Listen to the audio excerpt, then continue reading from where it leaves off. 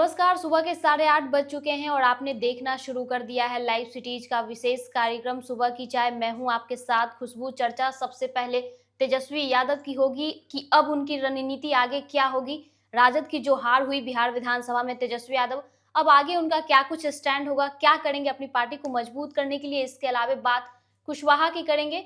उनकी पार्टी को बड़ा झटका लगा है, उनकी पार्टी में बगावत शुरू हो गई है। इसके अलावा हम बात करेंगे राबड़ी आवास को लेकर। मंगनी लाल मंडल ने बड़ा ऐलान कर दिया है। वहीं पटना में बुलडोजर एक्शन शुरू हो गया। इन तमाम मुद्दों पर बातचीत करने के लिए हमारे साथ senior journalist Ravi Upadhyay sir मौजूद हैं, जिनसे हम चर्चा करेंगे। सर, तेजस्वी यादव अब उनका आगे स्टैंड क्या होने वाला है? नहीं, देखिए, निश्चित रूप से एनडीए जो है सो इस बार के विधानसभा के आम चुनाव में डबल सेंचुरी लगाई है, 202 का आंकड़ा छुआ है।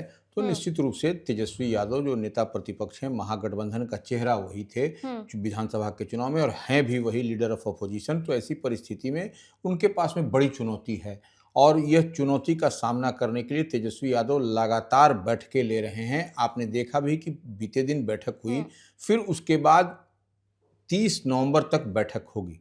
उसके बाद से विधान मंडल का सत्र चलेगा 1 से लेकर के 5 दिसंबर तक। तो इस दरमियान उस दरमियान गैप रहेगा, उस दरमियान फिर बैठक नहीं होगी राष्ट्रीय जनता दल की। उसके बाद फिर से दूसरी बैठक 6 नवंबर से, माने 6 दिसंबर से 9 नवंबर तक, आपको 9 दिसंबर तक होगी। 6 से 9 दिसंबर तक दूसरी बार फिर से बैठक होगी। इसमें जितने प्रत्याशी हैं, जो चुनाव लड़े, जो तेजस्वी के पहलवान थे राजद के, उनसे वह 1 to 1 बात करेंगे। देखिए, इस बात और समझना पड़ेगा, 1 to 1 बात बीते दिन भी हुई, 30 नवंबर तक होगी, फिर जो है सो 6 से 9 दिसंबर तक होगी। लेकिन इससे पहले तेजस्वी यादव ने रिव्यू मीटिंग भी लिया था अपने सरकारी आवास, एक पोलो रोड स्थित जो है उनका आवास नेता प्रतिपक्ष का, उस पर लिया था, और उस पर उन्होंने सारा फीडबैक लिया था।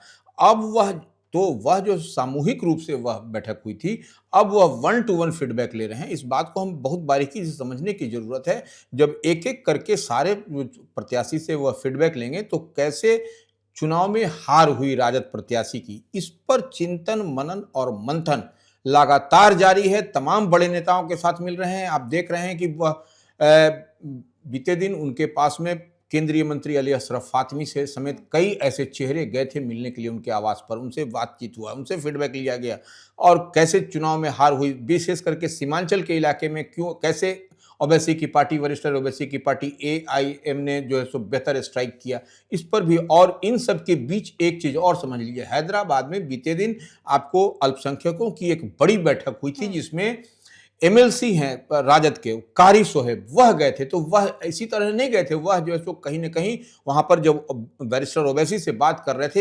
एआईएमआईएम के सुप्रीमो से बातचीत कर रहे थे, तो निश्चित रूप से जब दो बड़े नेता, जब उनके दूत जो तेजस्वी के जाकर के मिलते हैं, तो कोई ना कोई वहां पर बड़ी बातचीत निश्चित रूप से हुई है।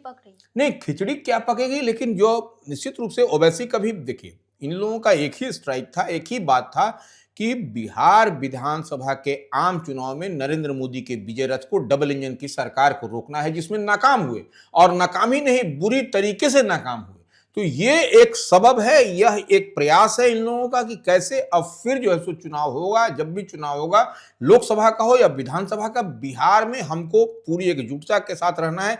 इसी प्रयास में महागठबंधन जो है सो लगी हुई है, और इसी का नतीजा है कि हम जो बता रहे हैं कि राजद के जो है सो एमएलसी, बिहार विधान परिषद के सदस्य, तेज तरार प्रखर वक्ता जिनको कहा जाता है, वह जो है सो कारी सोहेब जाकर के मिले थे। तो वह मिल करके आए, तो वहां पर बड़ा जलसा, बड़ा मजलिस लगा था अल्पसंख्यकों का। उसमें जब उन्होंने एक तरीके से, कारी सोहेब ने कहा कि अल्पसंख्यक जो युवा हैं उनको भटकने की जरूरत नहीं है, उनको संभलने की जरूरत है, क्योंकि उनको टारगेट किया जा रहा है। तो यह सब कई तरीके की बात कही है, और तो ऐसे में निश्चित रूप से बेहतर परफॉर्म करने के लिए राष्ट्रीय जनता दल, यह नहीं समझने की जरूरत है, या यह मुगालते में नहीं रहना है कि जो सो तेजस्वी यादव घर के अंदर बंद हो गए।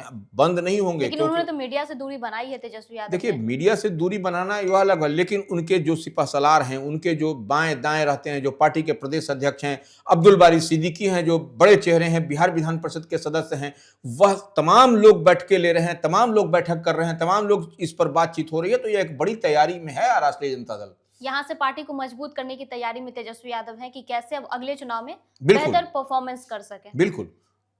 तो इसके अलावा देखिए, बात हम करेंगे कुशवाहा को लेकर। उनकी पार्टी में सर बगावत शुरू हो गई है। नहीं देखिए, उपेंद्र कुशवाहा की पार्टी राष्ट्रीय लोक मोर्चा है और राष्ट्रीय लोक मोर्चा जो है सो एनडीए का पार्ट एंड पार्सल है और चुनाव में भी प्रदर्शन आपने देखा कि किस तरीके का रहा राष्ट्रीय लोक मोर्चा का।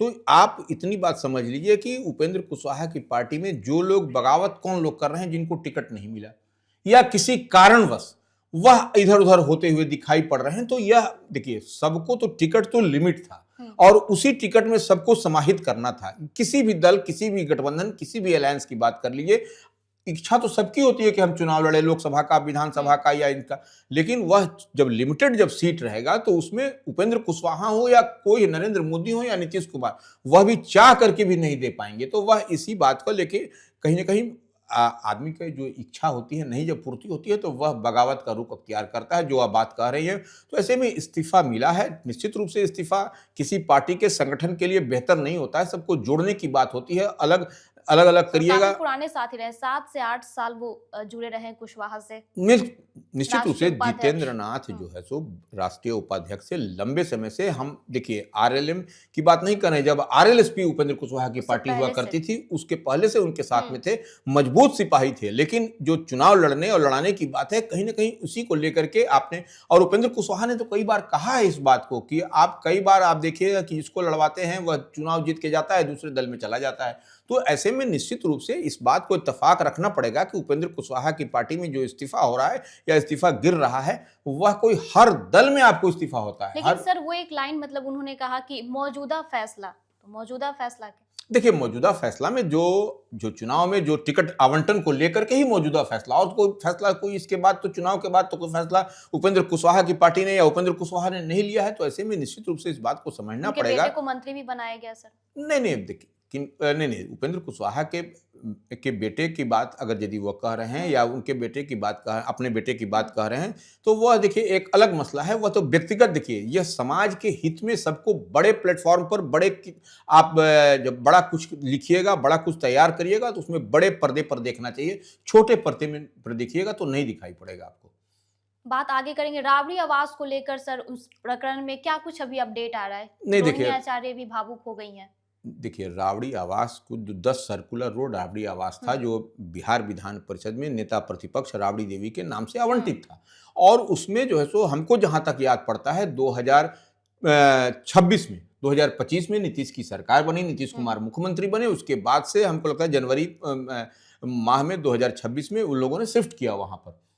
तो आप 25 और 26, तो ये बात समझने वाली है 19-20 वर्षों तक उसमें राबड़ी देवी रही हैं। तो उनमें उस एक एक ईंट पत्थर फूल पौधे से उनका लगाव है, उनके परिवार का, उनके भावना जुड़ा हुआ है, भावनात्मक लगाव है। उनके बेटे की शादी हुई, नाती पोता उसी घर में खेलता घूमता। तो हुआ। और यह अभी देखिए विधानसभा का चुनाव हुआ है, विधान परिषद का चुनाव नहीं हुआ, वह विधान परिषद में नेता प्रतिपक्ष है। देखिए राबड़ी देवी जो है सो पहली महिला मुख्यमंत्री हैं, और आप महिला सशक्तिकरण की बात एनडीए करता है, और एक तरीके से आप महिला सशक्तिकरण की बात करती हैं और राबड़ी देवी को घर से बेघर किया जा रहा है। बेघर करने का मतलब दूसरा आवास आवंटन कर दिया जा रहा है, 39 हार्डिंग रोड उनको आवंटित किया गया है।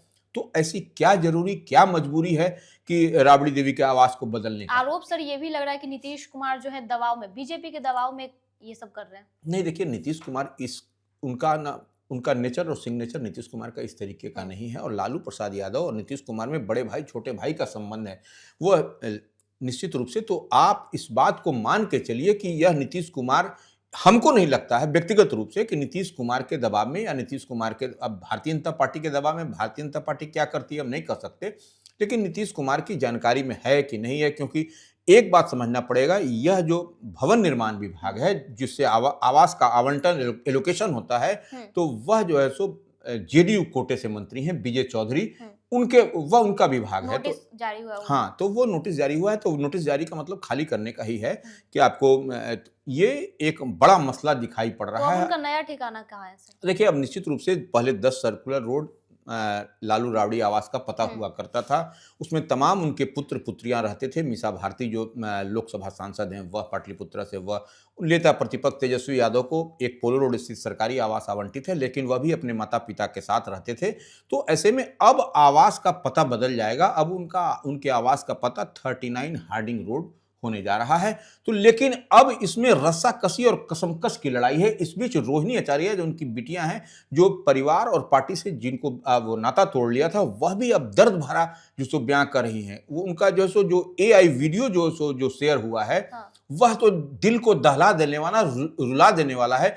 कोई भी व्यक्ति होगा, वह जब देख लेगा तो आपको आंख से उसके आंसू निकल जाएंगे, वह रो पड़ेगा। क्योंकि वह लालू प्रसाद यादव का जो एआई वीडियो है, उसमें लिखा है रोहिणी आचार्य ने कि बाप किसी बेटी का बाप, हाँ, किसी बेटी का बाप होना आसान नहीं है। और जितना प्यार मोहब्बत जो करते हुए जो वीडियो शेयर है उसमें, कि पिता के पास में वो कंधे पर जाकर के सर रख रही है, वो रो रही है, प्यार कर रही है, दुलार लालू प्रसाद यादव कर रहे हैं, तो यह निश्चित रूप से बड़ा सिंपैथेटिकल वो दिखाई पड़ता है। और हर आदमी, कैसा भी से कड़ा दिल का भी आदमी होगा, वह उस वीडियो को देखने के बाद एकदम वह द्रवित हो जाएगा, वह माने रोने लगेगा वो। तो यह एक निश्चित रूप से यह एक मसला है। लेकिन एक बात समझना पड़ेगा कि यह राबड़ी देवी का आवास का खाली करने का, कराने का जो मसला है, यह एक बड़ा तुल आपको दिखाई पड़ता है। देखिए, सबसे बड़ी बात यह समझना पड़ेगा, पहली महिला मुख्यमंत्री, हम बार बार एक बात कहते हैं, उनके नाम से यह जो नेता प्रतिपक्ष हैं बिहार विधान परिषद में, उनके नाम से यह आवास आवंटित था, 10 सर्कुलर रोड। तो ऐसी क्या आफत विपत पड़ गई कि इसको बदलना पड़ रहा है? यह देखिए, सवाल पब्लिक डोमेन में है। यह जनता बिहार की पूछ रही है कि भाई, विधानसभा का चुनाव हुआ है, विधान परिषद का चुनाव तो नहीं हुआ है, और राबड़ी देवी को आप सम्मान, एक महिला को आप सम्मान देने की बात करते हैं, तो आप जब महिला को सम्मान नहीं दे पा रहे हैं तो कैसे होगा? कि यह एक बड़ा मसला है और यह पेंच फंसता हुआ दिखाई पड़ता है। यह देखिए, बंगला, कोठी, घर, मकान से जोड़ के देखने की आवश्यकता नहीं है। इतनी बात समझने की बात है, यह मान सम्मान का प्रतीक है। ठीक है, आप उनको दूसरा मकान में दे रहे हैं, यह बात ठीक है, लेकिन कहीं ना कहीं वह सेंटिमेंट का भी कहीं ना कहीं उस महत्व होता है। बात आगे करेंगे। सम्राट चौधरी जैसे ही गृह मंत्रालय संभाला, इसके बाद पटना में जो है वो बुलडोजर एक्शन शुरू हो गया है। देखिए, बुलडोजर एक्शन की बात होती है तो उत्तर प्रदेश के मुख्यमंत्री योगी आदित्यनाथ योगी मॉडल याद आता है। योगी मॉडल, लेकिन यहाँ पर नीतीश मॉडल चल रहा है। नीतीश मॉडल में आपने देखा कि किस तरीके से आपको रोड के किनारे टारपूल हो, जब अन्य जगहों पर आपको अतिक्रमण जो किए हुए थे, जबरन जो है तो उसको दुकान लगाए हुए थे, रेडी खोंचा, यह सब हटाया जा रहा है, यह सब रोड को सफाई की जा रही है। लेकिन इस पर देखिए, ये अब देखिए विपक्ष क्या कह रहा है। अब देखिए क्या कह रहा है कि देखिए, चुनाव संपन्न हो गया, गरीबों के घर उजाड़े जा रहे हैं, रेडी वाले को हटाया जा रहा है, खोमचा वाले को हटाया जा रहा है, जो किए हुए हैं उनको हटाया जा रहा है। ये सिर्फ पटना में ही नहीं, सिर्फ पूरे बिहार में ये हाँ, निश्चित रूप से तो यह बुलडोजर एक्शन चल रहा है। यह निश्चित रूप से सम्राट चौधरी अब गृह मंत्री की जिम्मेवारी बिहार में पहली बार जो है सो मुख्यमंत्री से इतर कोई विभाग, गृह विभाग जैसा महत्वपूर्ण विभाग मिला हुआ है, और भारतीय जनता पार्टी कोटे से वह